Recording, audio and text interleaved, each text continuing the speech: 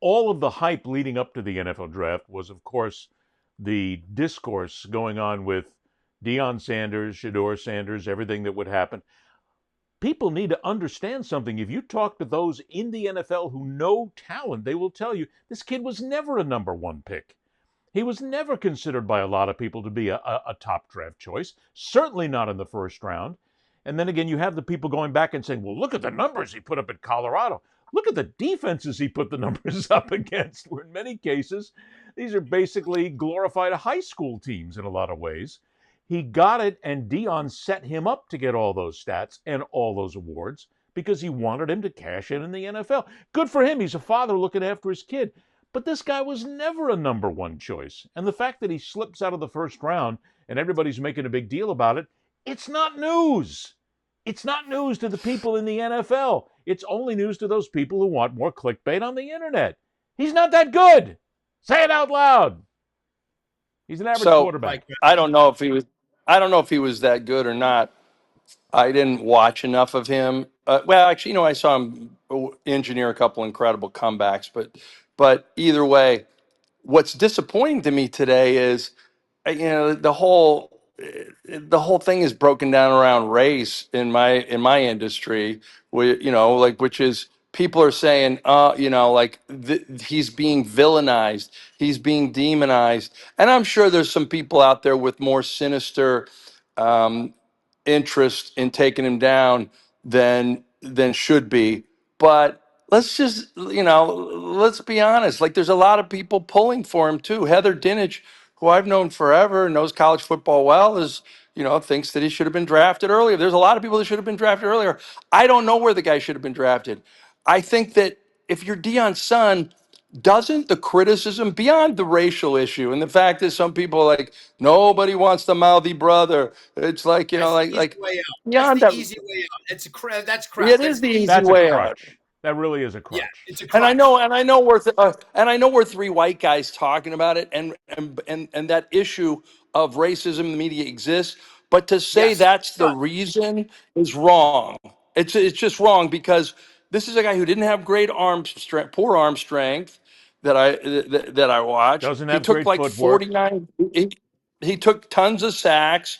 So I mean, I'm not saying I don't know the game as much as Mel Kiper Jr., but I do know that it looks like his head's about to explode if Shedeur doesn't go in about 30 seconds. And it's like, guess what? You're Deion's son. You're Deion's son. Criticism comes with that label, and especially when you're putting yourself out there. And it's sort of like, guess what? Coach Subprime and his son Shedeur S&P 500 Sanders. Okay, you're sliding in the draft. Well, but it Your comes stock with the is going down. territory, Mike, because they went after it. Both Shedeur and Right. Deion went after the criticism. They chased it. They wanted the clicks Yes. all year long. He wanted more attention. So because the kid is an arrogant kid is all he is, he's an entitled kid is what he is. His father took the job basically because he wanted to make sure his kid gets a good slot in the NFL and that he then gets a good job in the NFL when he's done at Colorado, which could be any day as soon as somebody gives him a good deal that he can walk away and go to the right team. They catered to this. So stop telling me that people are taking advantage of you or they're hammering away because they can. You asked for it and you Now got it. let's also remember this, and it's a great point, Ed. And I remember a week ago when Mike was out with his wife doing the Stations of the Cross on Good Friday. I'm saying, I had said There's a God somewhere right now that is absolutely falling over and fainting. So go right ahead. Or he's laughing. That was good. Hey, I had said if his last name wasn't Sanders, we're looking at a second round quarterback. Yeah. Now, and by the way, it could be worse. But here's the point as well. You got to look at NFL executives. You're given what? 7 picks, most likely 1 each round each year, and you can trade and do all this other stuff. Sure. You have 7 picks to better your team.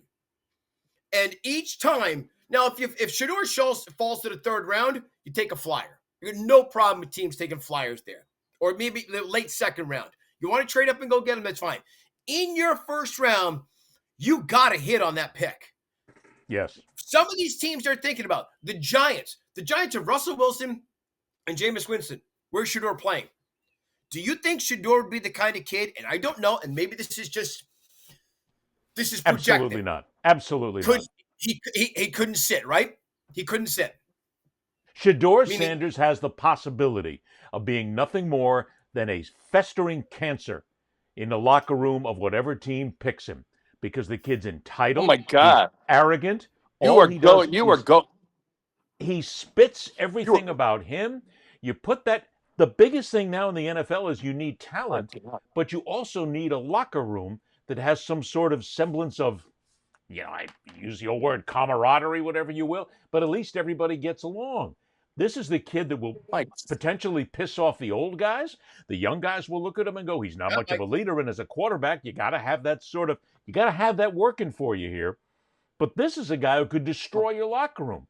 I'd rather take somebody who's a little less talented, who's going to give me a little bit more on the field, instead of worrying about putting a necklace on his around his neck that has a dollar sign on it. That's going to worry me more, because I need somebody who's going to lead the team. you know that stuff I was saying before about there's sinister racism and people just going after him. That's you, Ed. Thank you, Glenn Beck. Oh my God, that was over the top. I mean, I can't believe that. That was like, the guy. I mean, Jesus. If people were this upset about democracy leaving our country, we'd have a good country already. My God, a festering cancer. I don't know what Shedeur is going to do. I don't know, I but said but the the only possibility. part of that, I said the possibility, Mike. I didn't say that he definitely is. I said he yeah, I could know. be. But here's the deal: I don't know if he's going to end up there. I do know that. If I was a GM and if I was a president of a team, there'd be a little concern that if I don't get Shedeur Sanders some playing time soon, or I don't develop him immediately, I'm going to be hearing it from his dad. I'm going to be hearing it from him, and it's like well, you that's don't want another all part. that. Yeah, but that's another part, Mike. It's not the kid's fault who he was born to. It's not the Yes. kid's fault who the last name is, right? But that's Yeah. part of it as well. If you're a front office, do you want Deion meddling? Because he would No. seem like someone who might. Or there's your angle, Ed, as you just referenced. Deion looking for a way out. If the front office gets him and Deion can get a hold of the owner, then that coach is a dead man walking. Because Deion can That's take, actually a good. You're right? Yeah, looking and at who the, and what do at you? that point you're looking at the NFL becoming like the NBA, where indeed the inmates do run the asylum, because the players there decide who's going to be the head coach of their team at any given time. The star player will decide it. That doesn't happen in the NFL. Well, okay, maybe it does, but it doesn't happen too publicly just yet. But No, it could be it where doesn't we're happen. heading. When you're a It guy doesn't like happen. Deion, you really I think think Deion Ed. Sanders is going to shut up? No way. Look, I'm gonna be the woke guy here. Inmates running the asylum is code for black guys incarcerated. Let's be honest, Ed. No, We it's need not. to. This is not a show. This is an intervention. Kevin, we love Ed. We ha- We we do. need to send him to. We need to send him to racial anger management training. This is he's been in Florida too long. God damn it! No, I'm kidding. But I I think know you're but kidding, because anybody who knows me knows that that's completely false. But I know you're yeah, kidding and you're just trying to make look. a point. I get it. Totally, yeah. But So, you and this is a good clip to put on the YouTube clip thing because people will think that, and then we'll start getting real traffic. Once they think you're that guy, that'll be great. But no. The last thing I was gonna say on this was, yeah, like look, I don't know what kind of coach Dion's a great motivator. I'm sure he does some great play calling. He's definitely a self promoter, most of all. But this is a guy who, okay, Colorado matters again. Are they in the Are they in the bowl championship conversation? No, they're not. They're not in the playoff system conversation. It's Coach Subprime. Okay, Coach Subprime. Just deal with it, Dion. but they're Hang relevant on, again. Ed, let me jump in real quick because Well, I so are forget. we, but it's not a great show. But go ahead.